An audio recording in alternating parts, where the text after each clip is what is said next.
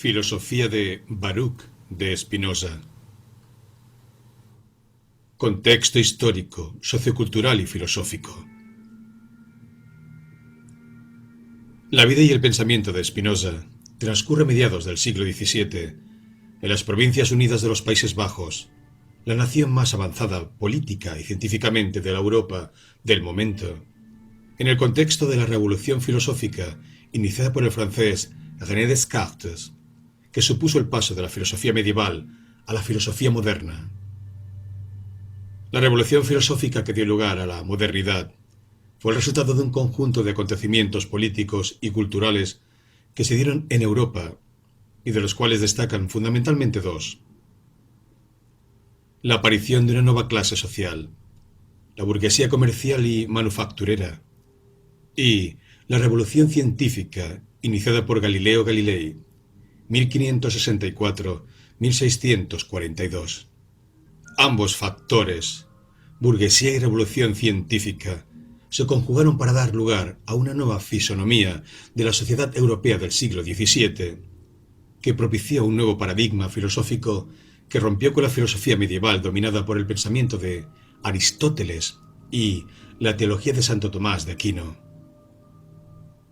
La proliferación de las ciudades, en muchos casos debido a masivas migraciones desde medios rurales debido a hambrunas y malas cosechas, la emancipación de artesanos respecto a los gremios medievales y la lenta disolución de las relaciones de servidumbre y vasallaje propiciaron la aparición de los primeros burgueses que se enriquecieron merced al comercio con el ámbito rural, y también en buena medida por el expolio de los recursos naturales de la recientemente descubierta América y del tráfico de esclavos africanos, y que comenzaron a contratar como asalariados a los campesinos pobres emigrados del campo. Dicha burguesía, en principio débil, basaba su poder en el comercio libre y en la producción manufacturera, y se veía enfrentada a la nobleza feudal terrateniente, lo que dio lugar a una serie de guerras civiles y revoluciones que sacudieron a Europa en los siglos XVII y XVIII. Si bien el poder de la nobleza feudal estaba basado en la propiedad de la tierra, el poder de la burguesía estaba basado en el progreso técnico, capaz de aumentar la productividad de las mercancías que comercializaba. Fue por ello por lo que el progreso y aplicación de los nuevos descubrimientos científicos fue favorecido por el avance político de la burguesía, que fue más notable en el norte de Europa, que necesitaba del progreso técnico para afianzar su poder. La nueva ciencia natural estaba basada en dos ideas principales: la estructura matemática de la realidad física y el principio de inercia, que dejaba sin sentido la idea aristotélica de un Dios que ejercía de motor inmóvil, adoptada por la teología cristiana. La filosofía de Descartes puede interpretarse como la primera justificación teórica del nuevo paradigma científico.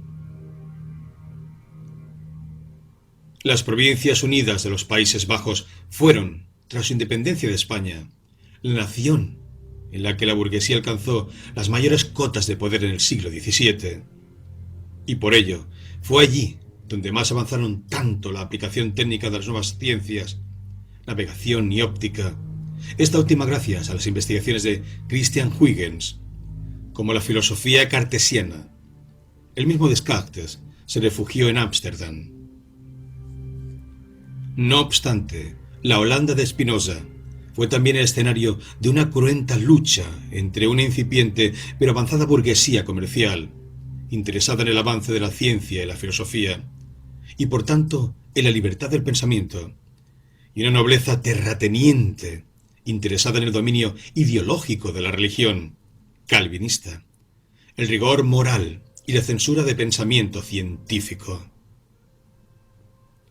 Spinoza tomaría partido por la burguesía democrática y libre pensadora, liderada por los hermanos de Waite, y su filosofía puede entenderse como una justificación teórica de la autonomía y la autosuficiencia de la razón, así como de la libertad de investigación científica y de expresión política. Introducción a la filosofía de Spinoza. Spinoza fue un filósofo judío holandés cuya familia era de origen castellano. El nombre original de su apellido es Spinoza. Se le considera como uno de los tres grandes filósofos que inauguraron la filosofía racionalista moderna en el siglo XVII. Después de Descartes y junto a Leibniz, en oposición a la filosofía empirista moderna, inaugurada por Locke, Berkeley y Hume en los siglos XVII y XVIII. Spinoza fue el más consecuente de los filósofos racionalistas, dado que defendió la completa autosuficiencia de la razón tanto para comprender la totalidad de la realidad como para alcanzar la felicidad. Se opuso al empirismo, al considerar que la experiencia sensible nos da necesariamente una imagen parcial y deformada de la realidad, debido a la finitud de nuestra capacidad sensible. En cambio, pensaba que todo conocimiento producido únicamente por la razón puede demostrarse a sí mismo sin necesidad de recurrir a la experiencia sensible ni a ninguna autoridad exterior, como sucede con los teoremas de la geometría. Su principal propuesta filosófica fue una ética racional alternativa a la religión judeocristiana dominante en la Europa de su tiempo. En lugar de concebir a Dios como un ser personal dotado de voluntad, con un poder y saber infinito, lo definió como una sustancia que abarca la totalidad de lo real, identificándolo, de hecho, con la naturaleza.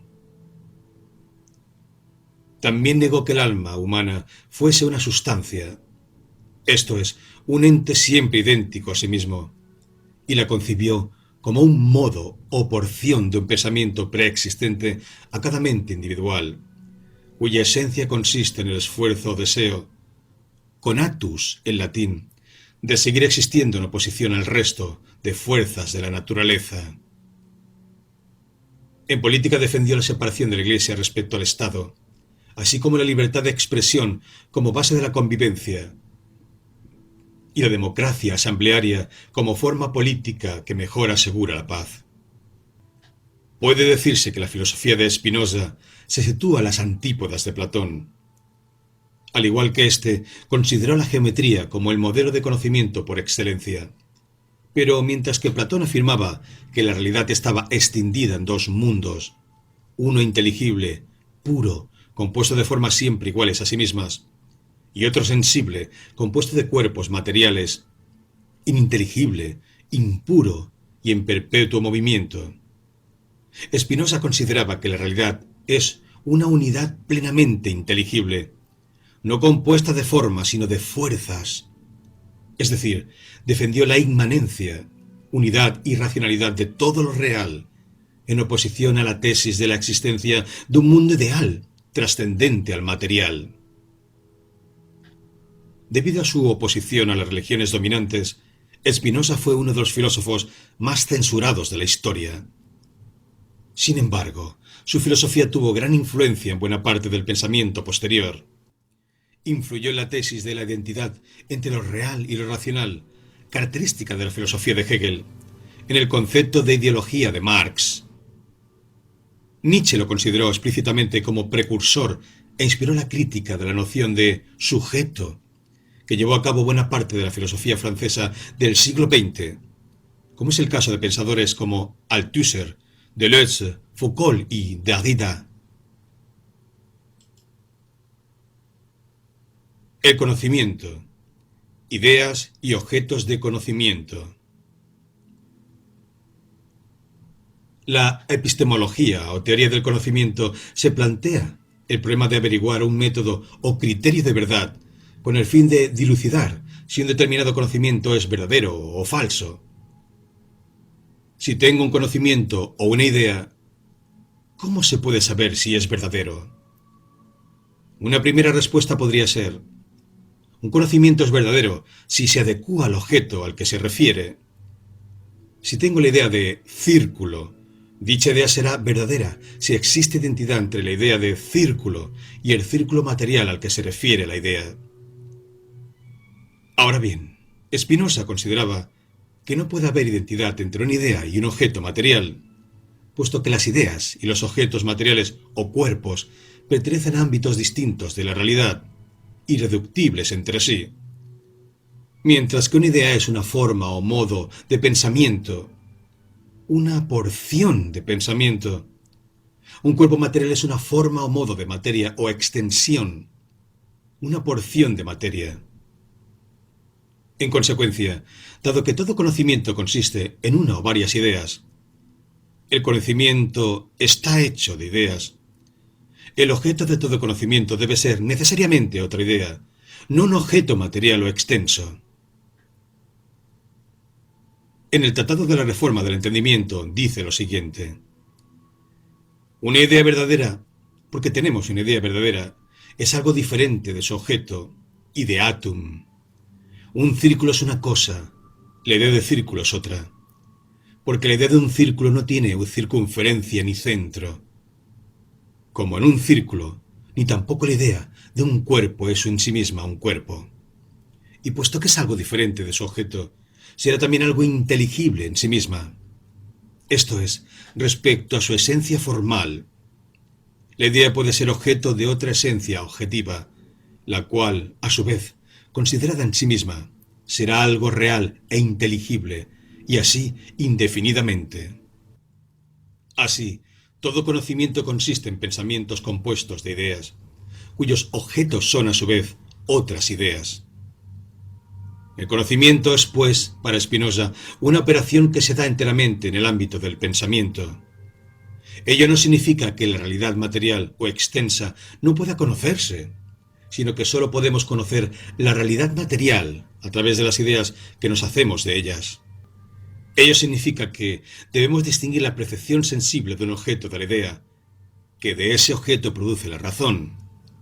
Si, por ejemplo, vemos una esfera, la percepción de dicha esfera será imperfecta. No existen esferas perfectas. Todo objeto esférico real tiene imperfecciones que lo distinguen de su idea.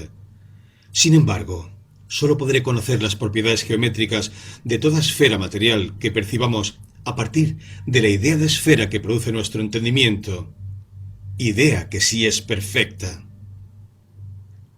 Es por ello por lo que Spinoza se opone al empirismo en cuanto filósofo racionalista. Para los filósofos empiristas, Locke, Berkeley, Hume, etc., la fuente de nuestro conocimiento son exclusivamente las percepciones sensibles. Solo existe lo que es percibido, y por tanto, lo que no se puede ser percibido no puede existir. Mientras que para Spinoza, no son las percepciones, sino las ideas que produce la razón. Procedan estas de percepciones sensibles o sean producidas exclusivamente por la razón, sobre las que recaen las operaciones del conocimiento.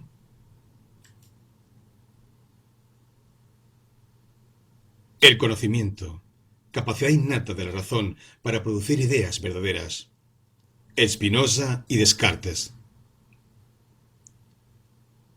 Dado que todo conocimiento consiste en una idea que se refiere a otra idea, necesariamente el criterio de verdad de una idea debe ser otra idea. Ahora bien, dicho criterio de verdad, al ser otra idea o pensamiento, necesitaría, para probar su validez, de un segundo criterio de verdad, y así hasta el infinito, lo que impediría validar la veracidad de cualquier conocimiento.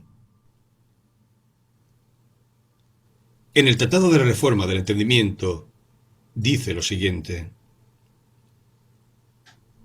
como sabemos ahora qué clase de conocimiento necesitamos, debemos indicar el camino y método por los cuales llegaremos a conocer verdaderamente las cosas. Preciso será observar ante todo que no se trata aquí de una búsqueda infinita. Para hallar el mejor método de investigación de la verdad, no necesitaremos un método por el cual busquemos este método de investigación. Y para buscar este segundo método, no necesitaremos un tercero, y así hasta el infinito. Pues de este modo no llegaríamos jamás al conocimiento de la verdad, ni aun a conocimiento alguno. Sucede aquí lo mismo que con los instrumentos materiales, acerca de los cuales se originaría un razonamiento semejante. En efecto, para forjar el hierro se requiere un martillo, y para tener un martillo hay que fabricarlo.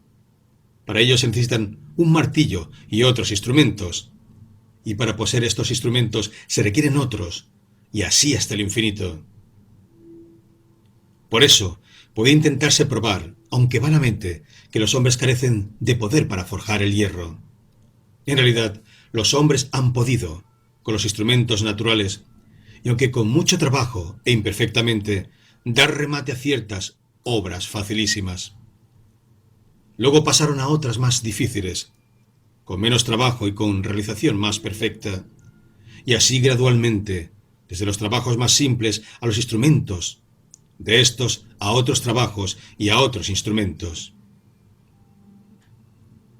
Spinoza defiende, pues, la capacidad innata de la razón para producir por sí misma ideas verdaderas, estableciendo un paralelismo entre la producción de bienes materiales, por el cuerpo, con las manos, y la producción de ideas verdaderas, por la mente. Es decir, de la misma manera que el cuerpo humano tiene una capacidad innata para, mediante trabajo, transformar la materia para producir objetos materiales, y a partir de estos objetos materiales producir otros, etc. La mente humana también tiene una capacidad innata para producir ideas verdaderas mediante la razón, y a partir de esas ideas verdaderas, deducir otras ideas verdaderas mediante el razonamiento lógico. Es así que, dado que solo podemos pensar mediante la razón, en principio debemos tomar toda idea producida íntegramente por la razón como verdadera por el mero hecho de ser racional. Si no fuera así, si dudásemos de la verdad de una idea racional, caeríamos en la contradicción de dudar o negar la veracidad de una idea racional usando la misma capacidad racional que hemos utilizado para producir dicha idea.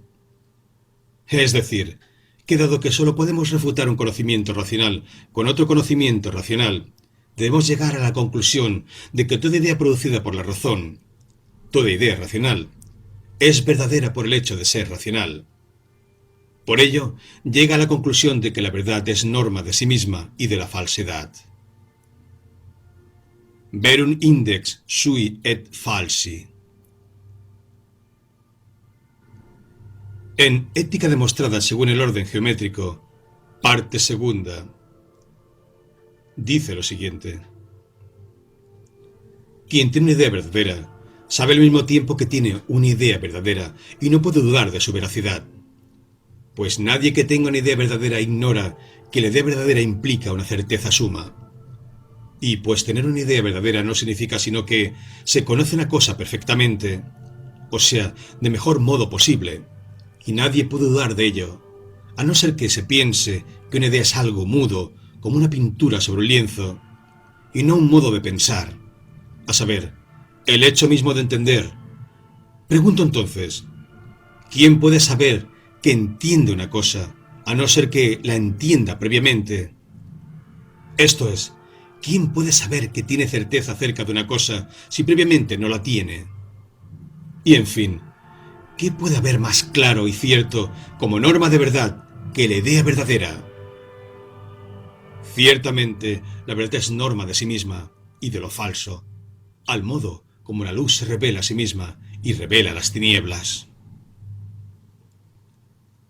Por tanto, puede decirse que Spinoza es más consecuente en cuanto racionalista que Descartes, mientras que para este último es Dios en cuanto a ser dotado de voluntad y entendimiento infinito y separado tanto de la mente humana como de la materia. La garantía última de la verdad. Para Spinoza, la razón es plenamente autosuficiente para garantizar la veracidad de los conocimientos que produce, sin necesidad de ninguna garantía exterior, sea la experiencia sensible o Dios. El conocimiento, verdad y falsedad. En definitiva, se puede decir que Spinoza establece una identidad entre el pensamiento racional y la verdad, de modo que toda idea enteramente producida por la razón, al ser necesariamente racional, debe ser necesariamente verdadera. Si es así, ¿existen las ideas falsas? Y si existen, ¿en qué consisten? Para Spinoza, la falsedad en sentido absoluto no existe, puesto que la razón es incapaz de producir ideas falsas por sí misma. Lo que llamamos ideas falsas son, en realidad, ideas parciales o mezcladas con otras ideas que tenemos debido a la finitud de nuestra capacidad cognitiva y que por tanto no son falsas en sentido absoluto, sino relativo a la finitud de nuestra potencia cognitiva, y por tanto, más que falsas, son inadecuadas al objeto al que se refieren. Si, por ejemplo, vemos el sol desde una ventana, lo percibiremos como un disco que podemos abarcar en nuestras manos, cuando en realidad es una esfera muchas veces mayor que la Tierra. Nuestra percepción no es falsa en sentido absoluto, sino deformada debido a nuestra posición relativa respecto al Sol. O cuando, por ejemplo, se pensaba que la Tierra era plana, no era debido a una mala percepción en sentido absoluto, sino que su diámetro es tan grande en relación con nuestra altura que apenas percibimos su curvatura. No existen, por tanto, conocimientos absolutamente falsos, sino distintos géneros o escalones de conocimiento en función de la parcialidad o completitud de las ideas que la razón produce. Es decir, que la falsedad no es un resultado de un defecto de la razón, sino de la incapacidad de nuestro entendimiento de abarcar la totalidad de lo real de un solo golpe. Por ello, para Spinoza, solo podemos dar por válidas aquellas ideas producidas completamente por la razón, ideas simples, sin mezcla con otras ideas, esto es, las ideas claras y distintas. Es así que consideraba a la geometría como el mejor modelo de ciencia racional, dado que sus conocimientos son, o bien directamente producidos por la razón, como los axiomas y las definiciones, o bien son deducidos lógicamente de los mismos, como en el caso de los teoremas, y su veracidad no necesita de otro criterio que la propia lógica con la que se los deduce. En el Tratado para la Reforma del Entendimiento dice lo siguiente: de ahí resulta claramente que, para que se entienda la esencia de Pedro, no es necesario entender la idea misma de Pedro, y mucho menos la idea de Pedro. Es lo mismo que si yo dijera que, para que yo sepa algo, no me es necesario saber que lo sé, y mucho menos saber qué sé que lo que sé. Por el mismo motivo que para entender la esencia del triángulo no es necesario entender la esencia del círculo. De estas ideas sucede más bien lo contrario. En efecto, para que yo sepa qué sé, debo saber primero. En oposición se encuentran las ficciones, que son las ideas que se deducen inadecuadamente. Por ejemplo, si pienso en un árbol que habla, sé que ese pensamiento es ficticio, porque puedo imaginar un árbol y una voz, pero no puedo deducir el proceso mediante el cual el árbol produce la voz si no tiene órganos fonadores. En el Tratado para la Reforma del Entendimiento dice lo siguiente: pasemos ya a las ficciones que versan sobre las esencias en sí mismas o acompañadas de cierta actualidad. Del mismo modo, por ejemplo, que antes hemos visto que, mientras pensamos, no podemos fingir que pensamos y no pensamos, así también, una vez hemos conocido la naturaleza del cuerpo, no podemos fingir una mosca infinita. E igualmente, después que hemos conocido la naturaleza del alma, no podemos fingir que es cuadrada, aunque podamos expresar todas estas cosas con palabras. El conocimiento. Modos y géneros de conocimiento. Para explicar la finitud de nuestra potencia cognitiva, Spinoza distingue 4 modos de percepción de la realidad, en función de la forma en la cual los objetos se presentan a nuestra mente. 1. El conocimiento de oídas. Es aquel que se tiene por otra persona, tal como nuestra fecha de nacimiento, la existencia de países en donde nunca hemos estado, etc. Es decir, todo aquello que nos han contado y de lo que no hemos tenido experiencia directa. Obviamente, las ideas que obtenemos de esta forma no son claras ni distintas, y por tanto no podemos asentir a su veracidad. 2. El conocimiento por experiencia vaga.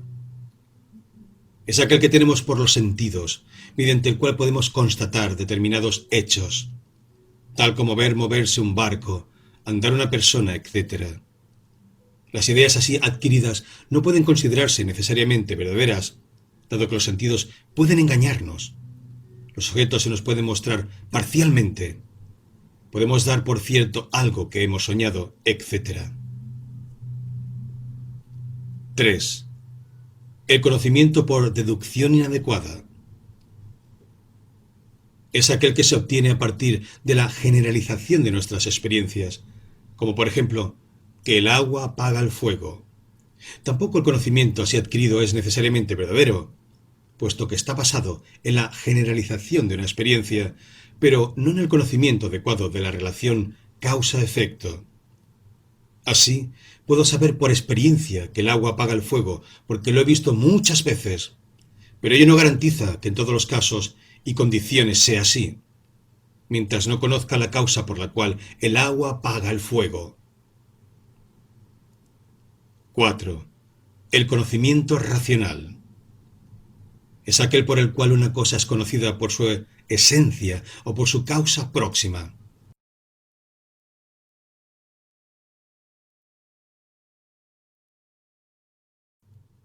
Se trata del único tipo de percepción que nos proporciona ideas verdaderas, puesto que es aquel conocimiento que construyo cuando concibo la idea de un objeto por su sola esencia, en su totalidad, o por su causa próxima, sin interferencias exteriores.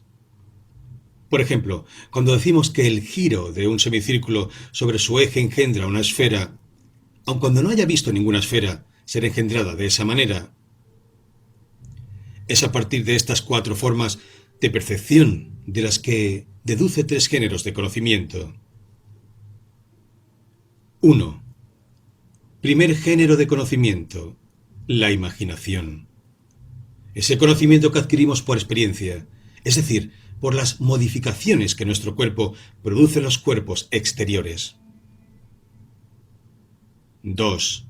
Segundo género de conocimiento, las nociones comunes. El conocimiento por nociones comunes se corresponde a conocimiento por deducción.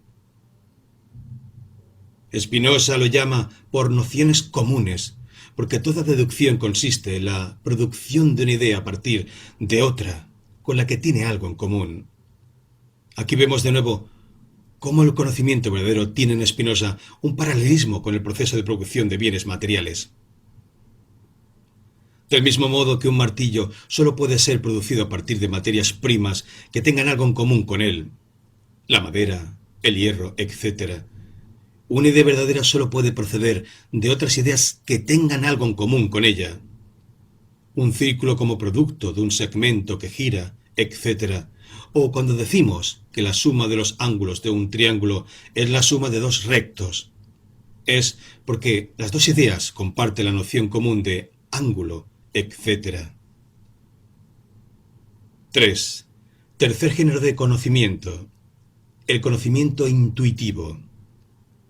Es el que se tiene como consecuencia de la contemplación inmediata y simultánea de la totalidad de la realidad, como concatenación de causas y efectos. Subespecie aeternatis. Esto es, desde el punto de vista de la eternidad. ¿Qué es la intuición? Podemos definir la intuición como la contemplación simultánea o inmediata de todos los pasos de una deducción. Spinoza pone el ejemplo de hallar la cuarta proporcional a 3 números. Si me dan 3 números, por ejemplo, 1, 2 y 3, y me planteo el problema de hallar un número que sea al 3 lo mismo que al 1 y al 2, puedo aplicar distintos métodos, como hacer 1 partido por 2 igual a 3 partido por x, y de ahí deducir que x igual a 3, 2 partido por 1 igual a 6. Pero el mejor es el que ve de golpe que 6 es el doble de 3, del mismo modo que 2 es el doble de 1. Es a esa comprensión inmediata a la que Spinoza llama conocimiento intuitivo. Entre el primer y el segundo género de conocimiento hay una ruptura, dado que el conocimiento por imaginación nos da ideas parciales y confusas de la realidad, y por tanto inadecuadas, mientras que el segundo género de conocimiento, en cuanto racional, nos proporciona ideas adecuadas y por tanto verdaderas. Es por ello que no hay ruptura, sino continuidad entre el segundo y el tercer género de conocimiento, dado que ambos son racionales y producen ideas adecuadas. La diferencia entre ambos reside en la diferente potencia del entendimiento que requiere. Mientras que en el segundo género el entendimiento se apoya en deducciones parciales como pasos intermedios hacia el conocimiento. En el tercero, el entendimiento tendría suficiente potencia para captar la concatenación entre las ideas que forman la totalidad de lo real de forma inmediata. La ética, racionalismo e inmanencia. Dios y la mente como objetos de conocimiento racional. La ética demostrada según el orden geométrico es la principal obra de Spinoza. En ella aplica su teoría del conocimiento a los objetos de la metafísica tradicional, Dios y el alma. Para la corriente filosófica idealista inaugurada por Platón, la realidad puede dividirse en dos partes. Una parte material o sensible, a la que pertenecen los cuerpos materiales, y una parte ideal, formal o inteligible, a la que pertenecen, entre otras ideas, Dios o la idea del bien y el alma, estando cada una de las dos realidades, formal y material, sometidas a distintas normas ontológicas y epistemológicas. Para Platón, solo la realidad formal es auténticamente real e inteligible, racional, mientras que la realidad material o sensible no es más que una copia imperfecta de la realidad formal. Por su parte, los filósofos empiristas como Hume pensaban que solo los objetos materiales percibidos por los sentidos pueden ser objeto de conocimiento verdadero. Por ello, dado que Dios y el alma son objetos inmateriales, no pueden conocerse racionalmente, puesto que no tenemos experiencia sensible de los mismos. Por su lado, Kant, cuya filosofía es una síntesis entre racionalismo y empirismo, consideraba que solo podemos tener conocimiento científico de aquellos objetos que existen en el espacio y el tiempo. Por lo tanto, pensaba que Dios y el alma no pueden conocerse científicamente, sino que solo pueden postularse, es decir, pueden suponerse su existencia para fines prácticos, esto es, éticos y políticos, como por ejemplo para justificar la existencia de leyes morales, pero no se puede tener ningún conocimiento científico sobre su existencia, ni sobre sus propiedades, por lo que negaba la posibilidad de una metafísica científica, es decir, de una ciencia racional de Dios o el alma. Por el contrario, como hemos visto, para Spinoza, toda idea concebida exclusivamente por la razón puede ser objeto de conocimiento. Por ello, dado que Dios y la mente, o alma, son ideas simples plenamente producidas por la razón, al igual que las figuras y cuerpos geométricos, sí pueden ser objeto de conocimiento científico, o en palabras de Spinoza, conocimiento de orden o modo geométrico. La tesis según la cual Dios y el alma pueden considerarse objetos de conocimiento del mismo modo que los objetos de la geometría, pone a estas entidades en el mismo plano ontológico y epistemológico que todas las demás entidades materiales. Por consiguiente, para Spinoza no existen dos realidades, una material y otra ideal, sino que la realidad es una unidad sometida a la misma norma epistemológica y ontológica, y por tanto plenamente inteligible, racionalmente y transformable prácticamente. Por ello se dice que la filosofía de Spinoza es inmanentista. Esto es, afirma la inmanencia de todo lo real, en oposición a las filosofías que afirman la existencia de una realidad trascendente, es decir, separada de la realidad material, bien sea para situarla en un plano ontológico y epistemológico superior, Platón, Aristóteles, Santo Tomás, bien sea para situarla en un mundo ilusorio, Hume, o incognoscible, el noúmeno de Kant.